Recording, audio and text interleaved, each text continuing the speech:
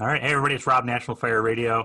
We're sitting here today with Tucker. He's going to be known as Other Tucker throughout the podcast. Pip from 555, 555 Fitness, but the size up. And So, my friend from high school, Ken Gould. Ken, do you prefer Ken or Kenny? Ken's good. Ken. All right. So Ken is not related to the fire service, so it's going to be a little bit of a different change of pace for us. But Ken had an experience with COVID-19, and he had done a Facebook video where he just did a really good job, in my opinion, of kind of articulating what he went through as he came down with COVID-19, how he kind of, went through the symptoms, got to diagnosis, and then, I think, Ken, you said it was like mild, but I'd say it was like mild to moderate case, probably. Yeah, I actually looked it up after the video, and I decided it was actually moderate to severe. Okay, so moderate to severe, yeah. And I agree after watching the video. So why don't you kind of just, for the viewers that are out there, take us through what happened and how this kind of came about. Yeah, sure. But before I even do that, say it's good to see you, Rob. I think it's been like, I don't know, 20 years. Yeah. So that's really cool. And thanks for having me on. No, thank you. So yeah, it started out simple enough. Day one, I got a little bit of a cough and a little bit congested, which I have allergies. I'm out in Chicago and I just get lots of allergies here in springtime. And then the dry cough started. I'm like, it's okay. And then, I saw the fever was 99.5 right before I went to bed. I'm like, it's not that bad.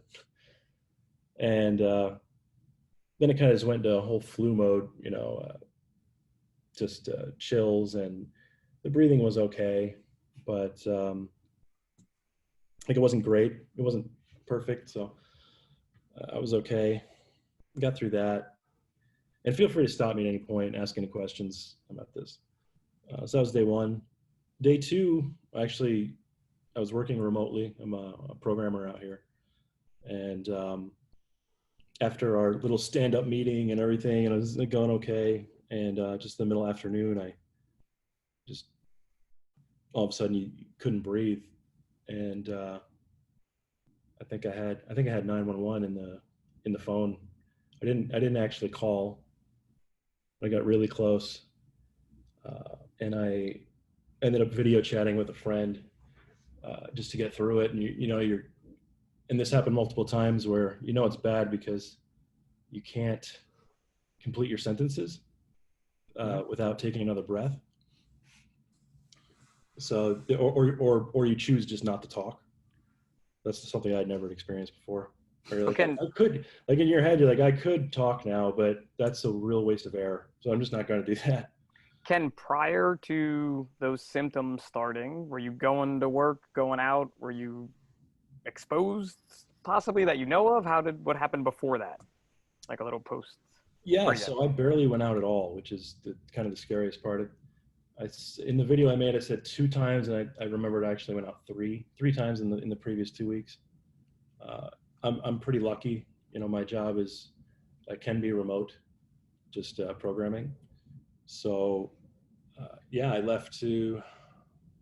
went bike riding once, and went to the grocery store, and I picked up some food. That was the 3. And did you have a mask on? This would be my other science question. That's all I got after this for science. Yeah, no, I didn't. And this was in March, so masks weren't even really a thing yet. Okay. But yeah, so I don't think really anybody had masks on at that point. No, I'm just again trying to feel it out and putting things together from what I know. Yeah, for sure. It's hard for us just because we have so many, like the firehouse is full of very strong opinions. So I think it's like, like this actually is a great question from Pip, because it really does, like, guys are like, why are we doing this, the mask, etc. And I know you briefly talked about it in the video. Go ahead and tell us a little bit about, because you went out bike riding and you went out to the grocery store. Yeah, and the grocery store is actually in my building. So I mean, I really didn't do much there. I didn't talk about it in the video because I didn't think it was that important, but I did. When I went biking, I had to stop at a light, and I did have like a homeless man kind of harassed me. So that's my guess of where I got it from. But who knows? I mean, it could come Yeah. from anywhere. Yeah. You know? I mean, and that's a big thing with this. And again, in the emergency services field for us, it couldn't come from anywhere. You don't know. You know what I mean? There's just no, and that's Yeah. why I take it as many precautions. Once you were saying March, in I think New Jersey, New York was a little ahead of Illinois. Yeah. So that was pretty much when things started here for us, and masks came out pretty quickly. But right around that time frame, you could have been around anyone and not known, who you were near or anything. Yeah, I tested positive. We had a structure fire in Ridgewood. It was a 4 alarm, so there was probably about 125 firemen there, and I probably caught it there because there were a couple guys that were out that are on the job there that weren't at that fire, and I forgot when they were tested positive. So I would imagine it kind of went around their fire department. I had no symptoms whatsoever. I know of at least 2 other people that were at that job, and they tested positive as well. Wow. That sucks. Well, Tucker, I mean, he didn't have any symptoms though, so he's Yeah. going to go through this being like, "Wow, I have it easy." Yeah. So going yeah. into your, That's what I was just going to jump back into and be like, Yeah. so you had the true shortness of breath, speaking in short sentences, correct? You said. Yeah, and not to freak anybody out, but that was March 31st, I believe, is the day I got it. The day I started the fever. So just yesterday, I had another attack. So I'm on day 30, I don't know, 1 or 2. Not from the virus specifically. I think it gets your lungs pretty bad from the moderate to severe. So if I try to push myself at all right now, I will suffer the consequences the next day. So I pushed myself a bit on Friday just because I'd had 3 or 4 really good days in a row. And I was like, okay, I'm going to try to walk a little bit faster. And then I woke up Saturday morning and no other symptoms other than just, I think my lungs are very, very easily irritated. And it's a pain in the ass, huge pain in the ass. yeah. So, and actually we had scheduled to do something last Saturday and had the exact same thing happen. Right. So it's just like it's an ongoing process. It's probably going to take me another couple of weeks to really get over to 100%. And I mean, kind of, you've been sick before. Like, I mean, you're a relatively healthy person, but like you've had a chest cold, you've had the flu, and I think a common thing that everyone's, it's a flu. But like this, I mean, because I know when I can't breathe, like it's a very alarming feeling. And I remember being at a fire once and like some kind of smoke enveloped us, and it literally took like you said, like I wanted to say something on the radio, but I didn't want to waste the oxygen to get it out. And that's when we were like, hey, we should move or put our mask on or do something else, but not stay where we are. And yeah, that's a pretty good description right there, I think, of that feeling. And those attacks that I had, they last about 2 hours. Then they do slightly improve over time. And yeah, I guess I could just continue with the symptoms of what happened. So day 3 to 6, I spiked at about 103 fever.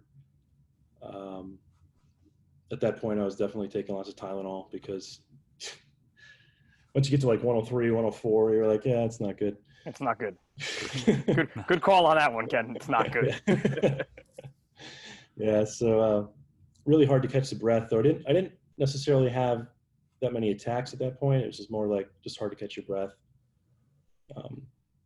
Hard to walk over to the bathroom, Okay, yeah, I was just going to say, like, to kind of put it in that perspective, something as simple as walking to the bathroom is really what's kind of, Yeah. it's just enough to flare it up for you. Yep. Day 7, completely lost my sense of smell, just kind of out of nowhere. And I still don't have that. I have like 10% of my smell at this point and like 50% of my taste. So if I burn like bacon or I make coffee, I can't smell it at all unless I put my nose like right on it. And I can just barely make that. the fever improved from day 7 to 10. It went away. I did get tested on day 10. That's when I was positive. I've been doing televisits with the doctors at this point, and they were pretty sure I had it, and they finally had me go in because there were enough tests. There wasn't enough tests for me to get tested initially. Day 11, I woke up and I could only get like 60-70% of air, it felt like, when I was breathing in the morning. So had another televisit. The doctor told me it was probably pneumonia. I should probably get a chest x-ray, but then all the places to do chest x-rays were closed. And but in the end, I talked to a couple of doctors and nurses, and the chest x-ray isn't really that important because the treatment's the same, whether it's negative or positive. They're going to give you antibiotics. And so I got antibiotics. I got albuterol, which was it's used for asthma. It's really helpful. It opens up your airways. Day 12, 13, I lost my voice, a lot of chest tightness and issues breathing. I should mention, I forgot, I said this in the video, because as I'm going through this, I have a list, but I forget things. Day, I don't know, 7 or 8, whatever, my fever was gone. I woke up and I felt amazing. I was like, oh, it's gone. It's gone. A win. And I did a yoga workout in the morning, and I felt great. I got through it, no problem.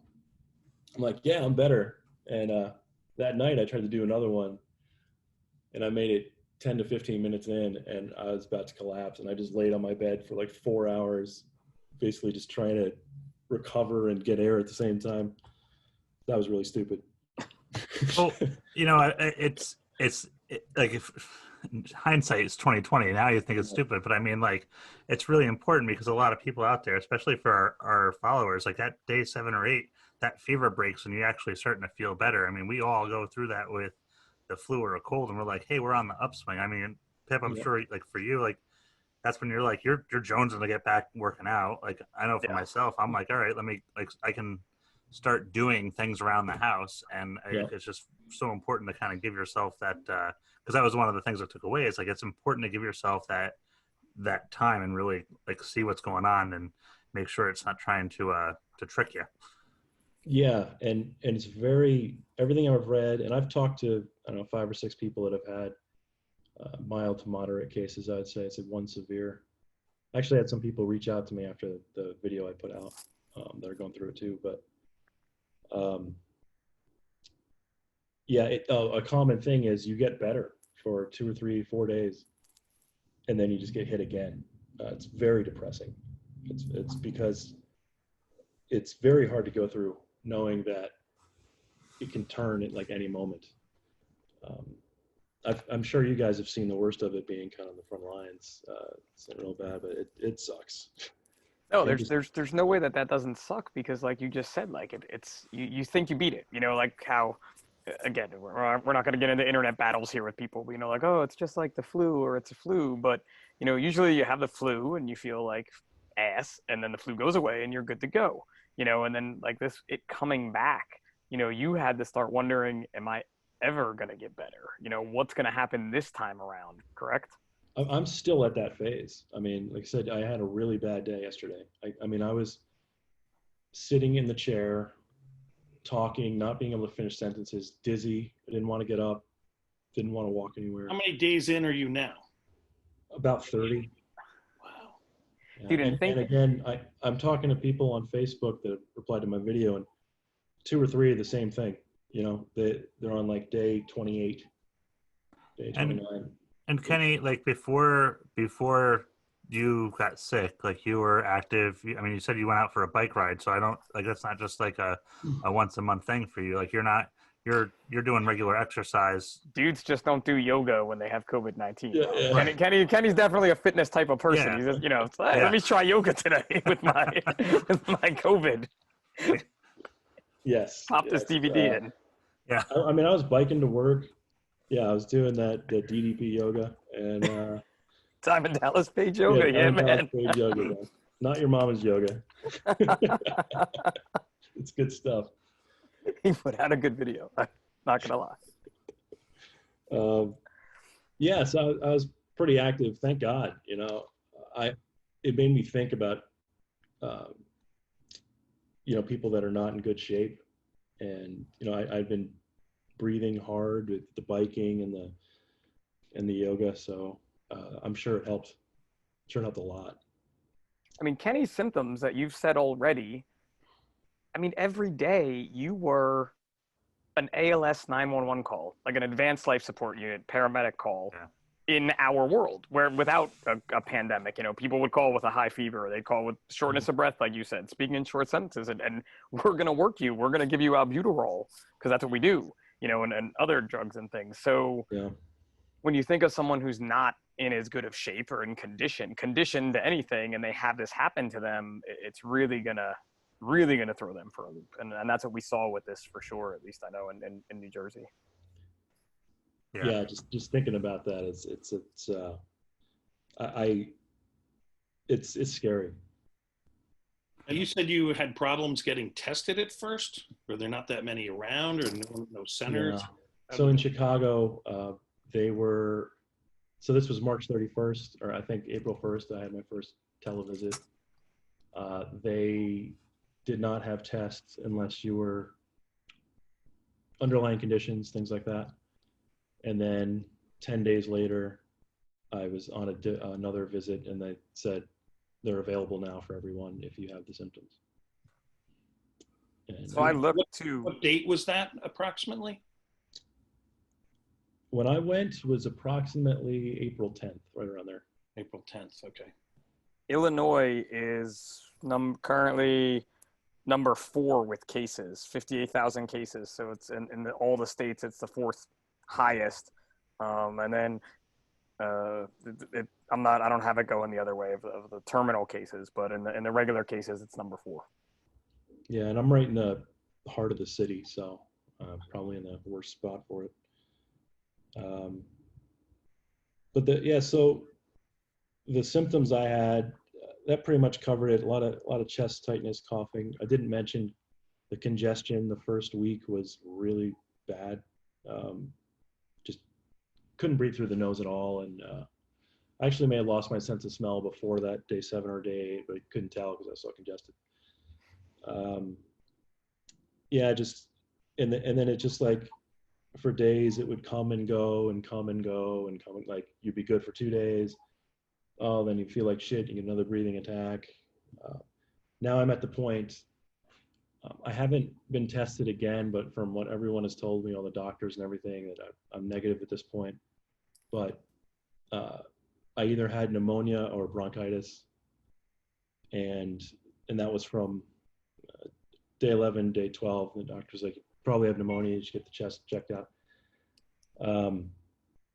Like that, it really hit my lungs, I guess, pretty bad, because now I'm still recovering from that. It's been like 2 or 3 weeks. So, which is a whole nother illness to recover from now. And that is like a good solid month of recovery, usually from a pretty severe pneumonia at your age, our age, we're around the same age. So yeah. This is all exacerbated by COVID-19 in the first place. So it's like, hey, we're gonna have a small campfire, and then all of a sudden COVID-19 is like, I bought the gasoline, it's gonna be great. Like, let's go. Yeah, that's pretty much it, right? Because it does a number on your lungs, it does a number on your whole system with the cytokine storm. So yeah, I'm also hearing weird things now, and like random reports of people getting their blood's clotting a lot, and people are having strokes, and a lot of that is kind of later on in the process, kind of like where I'm at. So you think about stupid crap like that all the time.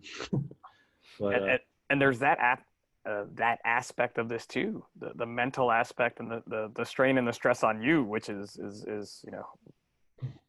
I can only imagine. Is the easiest way to say it, right? And I'm looking at you as I'm saying this, saying like, yeah. That I think is a big part of this for us on the emergency services side, is to think about the stress on the patients, because we usually only see people for a very brief time.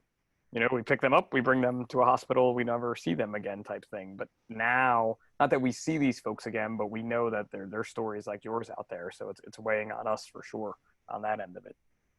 But it's Are you also guys seeing a big increase, or have you seen a big increase of this type of thing? Oh my think God. yeah. Well, Pip, you're in a little bit of a like well, yeah. Let's just talk on that one. Yes. So I'm in central New Jersey. We were not hit as hard as northern New Jersey or New York City was, but we are a stone's throw away from that. You know what I mean? So it's like one of these things where trying to explain to people in Ohio or Texas that, you know, it's only 30 miles north of me and they've had thousands of cases just today. Yeah, there- I'm in that area, and a Tucker lot lives of in that area. a lot of it came from the Bergen County main line that comes right out of Grand Central. Pretty much, everybody goes into New Jersey from Grand Central, and it came right up the line. They noticed that a lot of the cases were along that line, all the way through Suffern and Port Jervis, New York. Yeah, and for Dutchess County, you know, where I work, it's the same thing. It's a bedroom community of New York City. I just think that for whatever reason, um, we didn't have as many cases to start, but they're starting to pick up now. It looks like I'm looking at the calls and I'm not at work. I'm on through an active 911 and I'm seeing, you know, the elderly sick people that you're just like, this isn't this doesn't sound good. And that's it too, where we are not. So we are actually declining now. Everything is declining for us. However, it's not. You know, if you were at 1,000 and now you're at 875, yeah, that's a decline. So that's good. We're trending down, but the numbers are still extremely high. You know, we went so high that now our decline is just going to be long. And Yeah, I was talking to a funeral director, and they usually do about 40 bodies in a month, and they had that in 3 to 5 days. Yeah. So we got hit pretty hard where we are, you know, for the most part. You know, there's definitely, I don't think anyone in this area can say they didn't know someone that had it, you know, in like your same circumstances type of thing. So, but it's good that it's, again, we're declining. And that's why I was asking you about the masks and the cleaning and things like that. Cause in my department, we wear a mask 24/7 now. We clean 4 times a day. You know, we use special cleaning stuff. We're even yesterday we had a small fire, and, you know, we were even limiting who was going around anyone at that fire, you know, just because we work differently. Are you using the fog sprayers, like the backpack blower types? No, we have one on order. We took our air tool kit off the rescue truck and got a paint sprayer. Nice. And, you know, you set the PSI to 40 for the paint sprayer, and it puts out a pretty nice fog. So, and actually right before the fire came in, of course, take all the packs out of the rig, guys. Let's do the seats. So we did our seats. And so now your pack, this comes in as a kitchen fire, and your pack is sitting on the floor. So you're like, oh man, everybody's trying to get their packs in the harnesses, trying to get dressed type thing. But Yeah, so we're doing a lot of cleaning. Blower, and after every call, the vehicles are sprayed down inside and out. And at first, we were spraying down people that were in their gear. Now we're not doing that anymore. We're just spraying that down on the racks. So, how's your cleaning regimen changed, Kenny? You know, I shower once every 2 weeks. I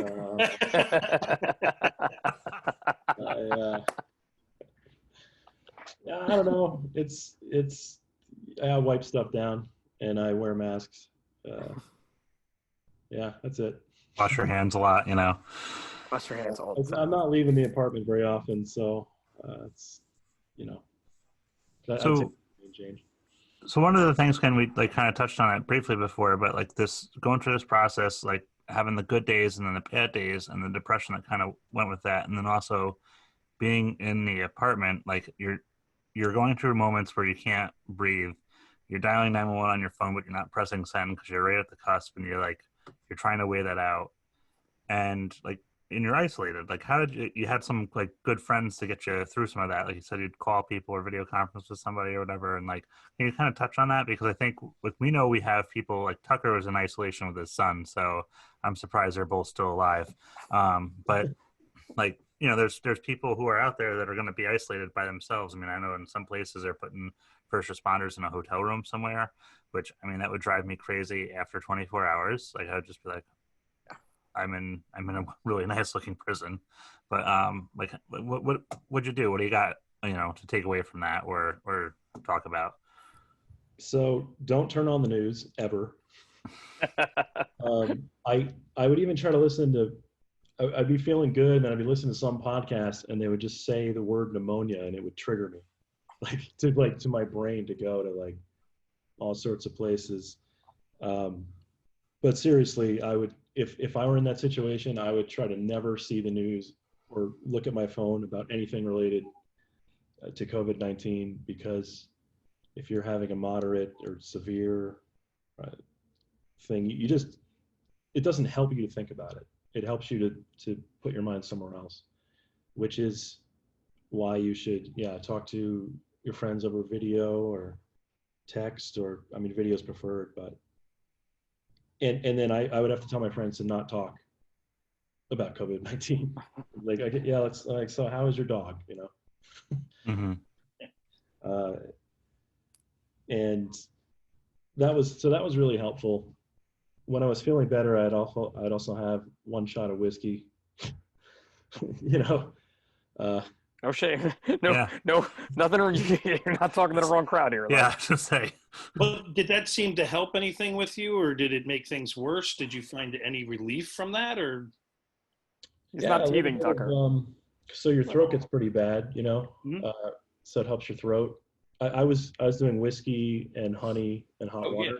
So kind of like a tea, but with a little bit of alcohol in there. Hot toddy action. Nice. Yeah. So that helped a lot, and I would have that with, when I'm video chatting with a friend. I think, focusing on things that you can control, which I talked a little about in the Facebook video I made. It kind of disturbed me how little information there was about ways that you can actually prevent pneumonia. It's the doctors I talked to, once I asked them about it, they would bring it up, but if I didn't say anything, I wouldn't necessarily talk about it. But there are things you can focus on. You can do breathing exercises where you take a deep breath for like 5 to 10 seconds. I would do 5, and then hold it in for 5 seconds, and do that 5 times in a row. And then on the very last one, you cough up what's ever in here, if there's anything. So just making your breathing stronger, and doing if you start feeling stuff in your lungs, you can do the percussion. Yeah. It's hard by yourself, but it's better if you have somebody else, but you can do the percussion. Using the cup method. Yeah, the cup method. And what is this percussion cup method that you guys are talking about? You cup your hands and you whack them up and down the back, and it loosens everything in the lungs. Okay. My cousin had cystic fibrosis, and you had to do that every day for him, and it loosens everything up. And then they get the phlegm in the mouth, and they spit into a cup, and you keep that process going for about a half hour. But it's really hard to do by yourself. Yeah, it's very difficult to do by yourself. I would actually end up just burping myself mostly. But and also steam was really helpful. So take hot showers just to clear everything up. And one of my friends is a nurse, mentioned I was taking my vegetable steamer, and I was using that to get steam in, and she said put some Vapor Rub in there, and it just clears you all out, and also just kind of relaxes you, which is really nice. Again, I'm not a doctor, but the doctors I talked to all said these are great things to do.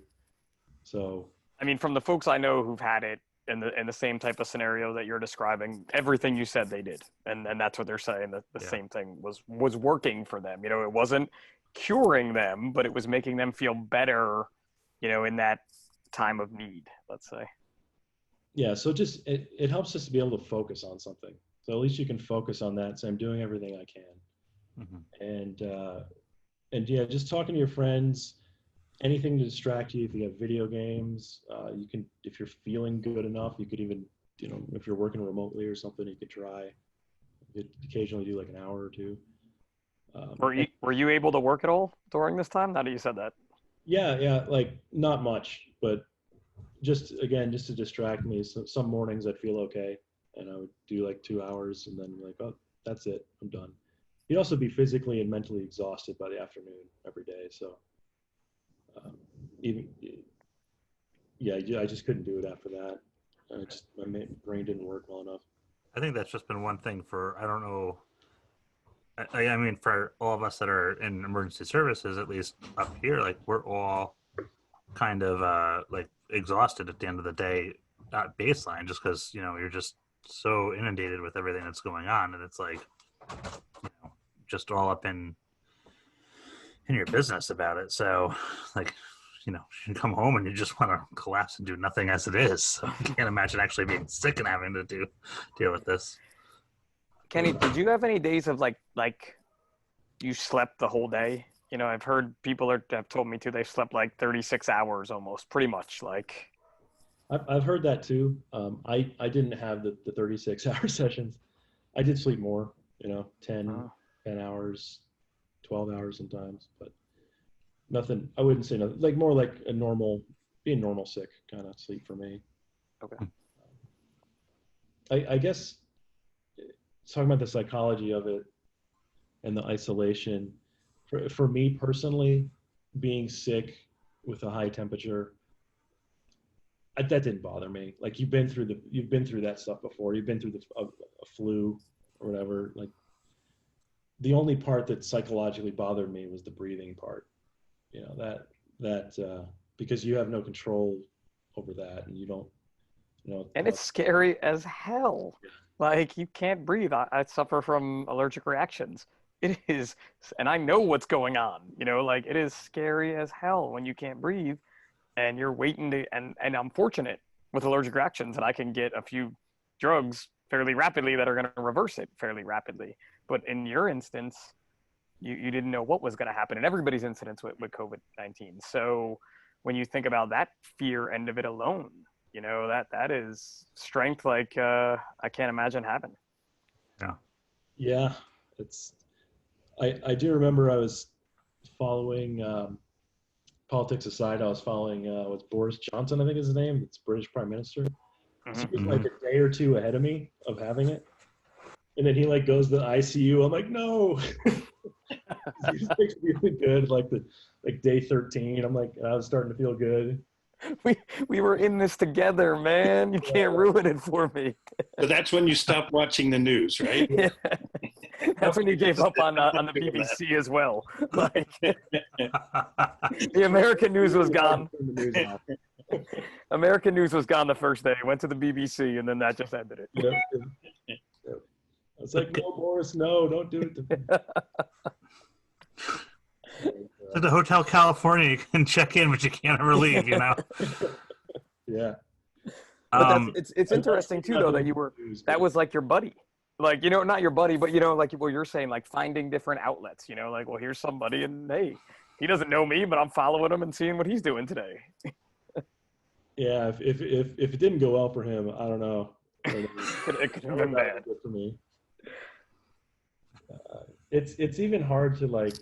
It's only been like a week or two, but still, like it's hard to even remember how the anguish of those couple of weeks.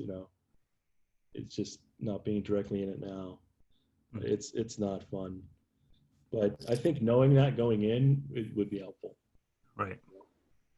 What's what was like? I mean, the breathing was pretty bad. Is there anything else that was just like a, I don't want to say like an extreme struggle, but like what was the hardest apex to get over in this? Like, was it just the breathing, or was there a night that you were like, fuck man, like this is, I don't know how this is going to work out. Like that first shortness of breath I had was bad. I think I think it also got worse because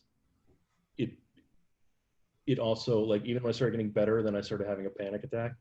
Mm-hmm. You know, and that's why I'm talking to my friend. She really helped, kind of brought me down, you know, and yeah, I feel like that was the apex. The breathing is definitely the apex, and it was really hard to hear that I might have the pneumonia. But yeah. And I don't know when you did your video, you said there's a couple anecdotal things you had was the whiskey, the albuterol helped, the cupping helped, and then the steamer with the vapor rub. And what else are we missing? Oh yeah. And I'm sure any doctor would say this, but I can't pronounce the word. Gallifanticin or something like Robitussin DM, because Oh, like Mucinex. yeah, Mucinex Mucinex, yep. is just going to clear up anything that's in here. So you definitely would want to take that, because the longer the crap stays in here, the more likely it is to develop into pneumonia. So anything you can do to break up anything in there is going to be wise. But yeah, and you were asking me if there's things to do. You know, I was video chatting with friends. I started a fantasy series that's like 16 books long called The Wheel of Time. I don't know. I couldn't even really focus enough to read it, so I got the audiobooks. Movies, games, music, and I play piano. So when I was well enough, I do that. Supplemented with vitamin C, vitamin D. Who knows? I don't know. Every vitamin possible. Yeah. And I didn't have the albuterol till like day 11, which it would have been nice to have that. Oh, and for the stress, especially going to bed, I had CBD. That was really helpful. Okay. That would really help with the mental side. I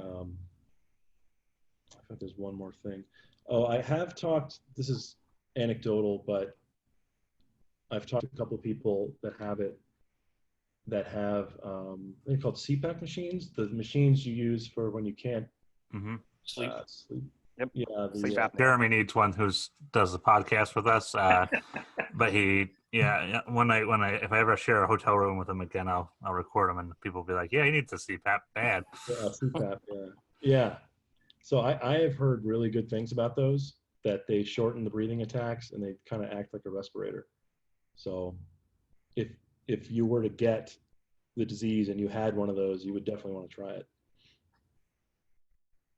So totally anecdotal. I have no idea. Oh, I mean that's something that so part of the hospital strain theory, whatever you want to call it, but part of the hospital strain was going to be how many people would need to be on some type of continuous oxygen therapy. So they couldn't send them home because they couldn't have enough oxygen in their house and they were still too sick. So what they did in New Jersey and New York is they stood up these field hospitals, and a lot of the field hospitals ended up actually taking those patients. So they weren't the sickest, but they weren't able to go home, and they needed this oxygen therapy all the time. So a lot of that was going on. Honestly, I don't really know the numbers right now of where we're at. I know the field hospitals are still open. They're shutting a lot of them down in the city right now. Yeah, I think we're probably coming that way. I know we had 100 and we had an initial 85 FEMA ambulances from around the country come to New Jersey, and then that was supplemented by another 100 that was there, and now they're all gone too. So, like I said, we're starting to trend back down into the normalcy of things, I guess, or whatever you want. I don't even know what we call it anymore, right? Like, what's your new normal, Kenny, gonna be? New normal. Podcast. Yeah, I'm gonna start a podcast. Yeah. Good luck. Yeah, I'm gonna Right, call Rob? it Fire National Radio. Yeah.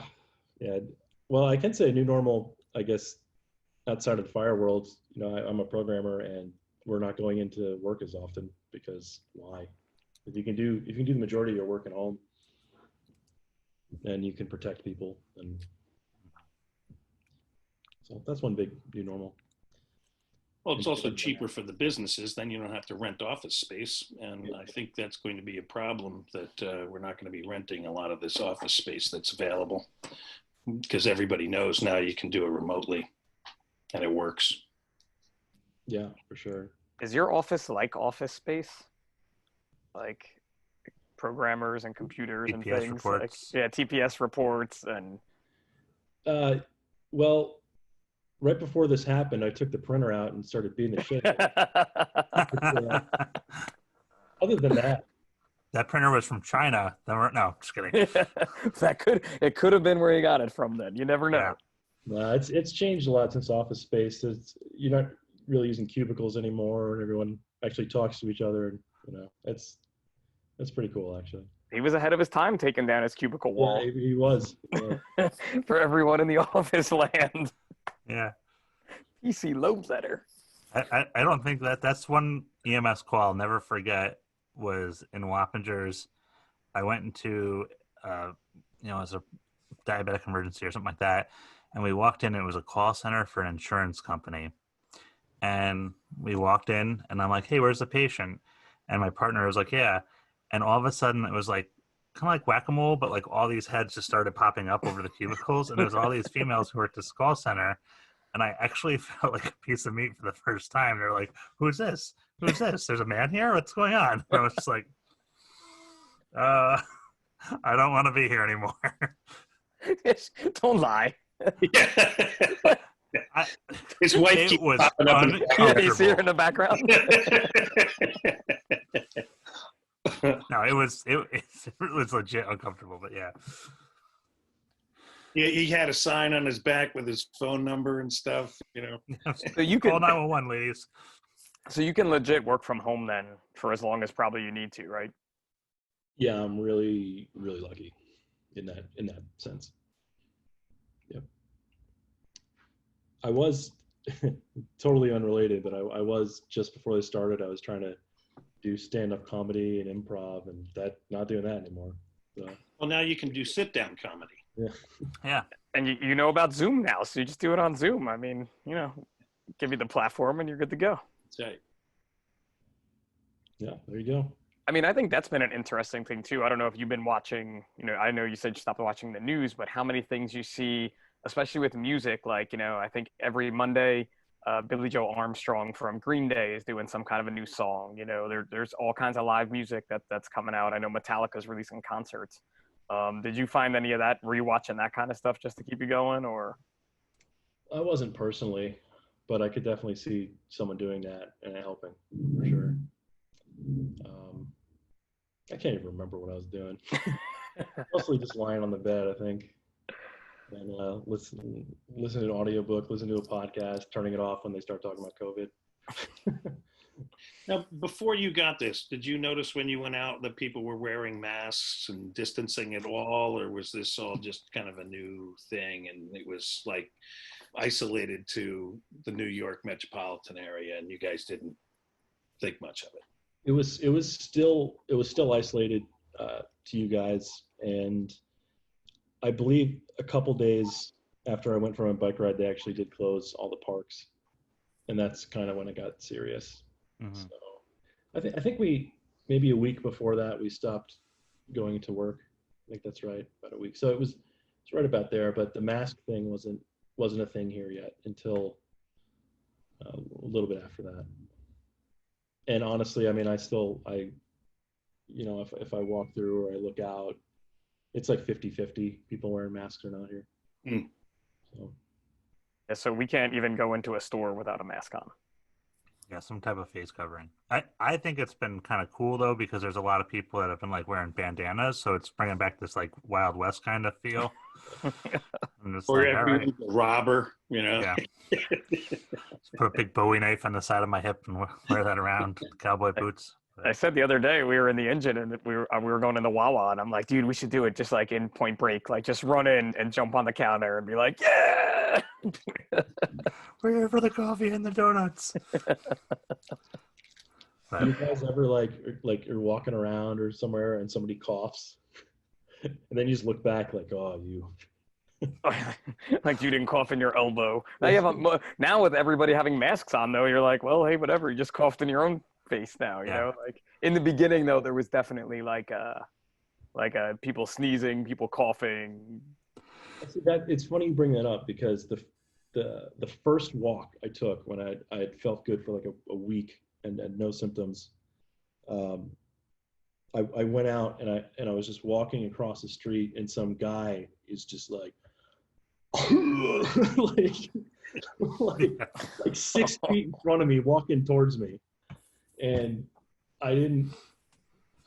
If I had like more energy at that point, I would have lost it, man. But and he didn't have a mask on, of course. But yeah, whatever. I'm still here. Well, and a lot with the masks is that, like, I had no idea I had it. We had our whole fire department tested because our assistant chief got it really bad. And you know, he then went out and got us all tested. And so many of us, they came up positive. We had no symptoms whatsoever. So, you know, it could have been a false positive, but then again, you know, we could be spreading it to other people that aren't fighting it the way our bodies did.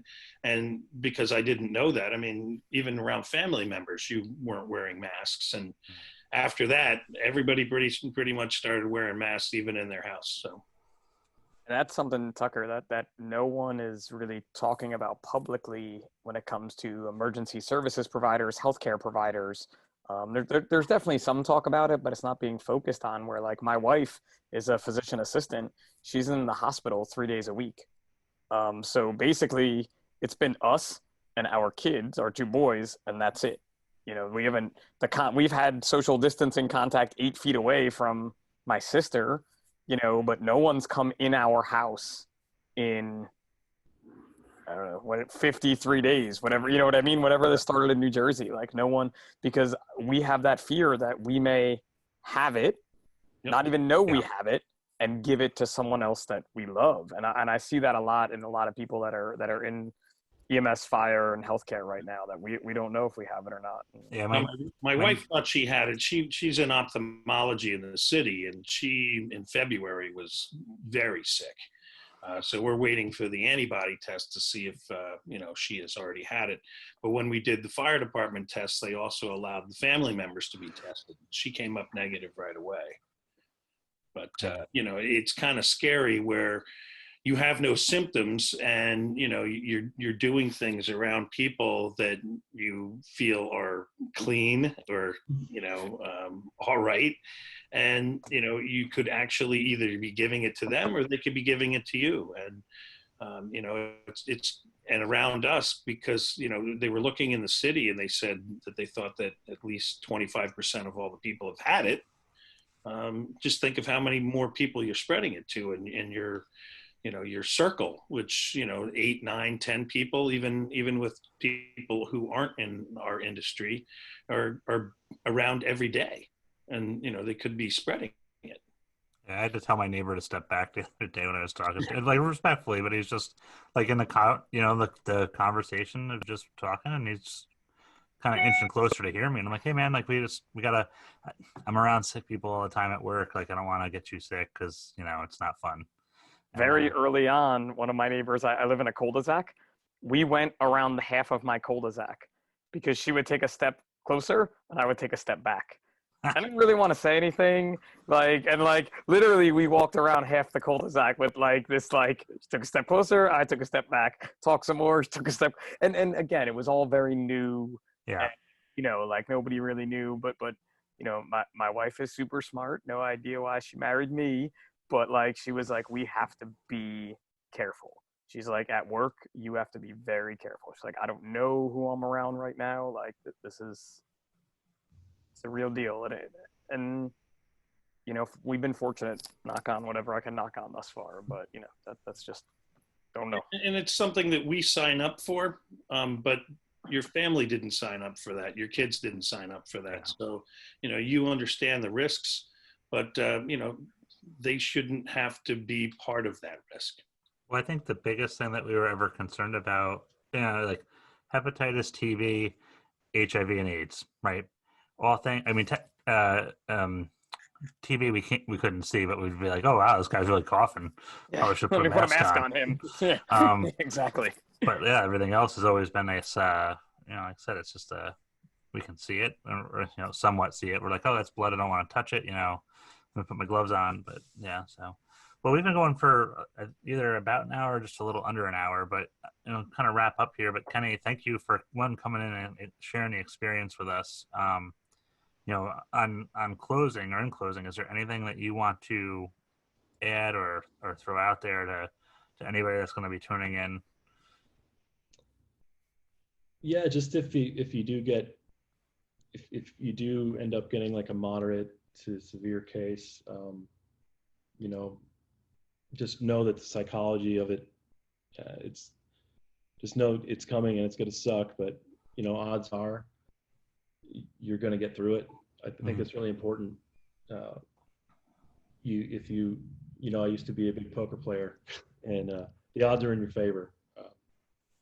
So that's that's something to focus on. You got to focus on the positive. Well, Kenny, thank you for joining us today.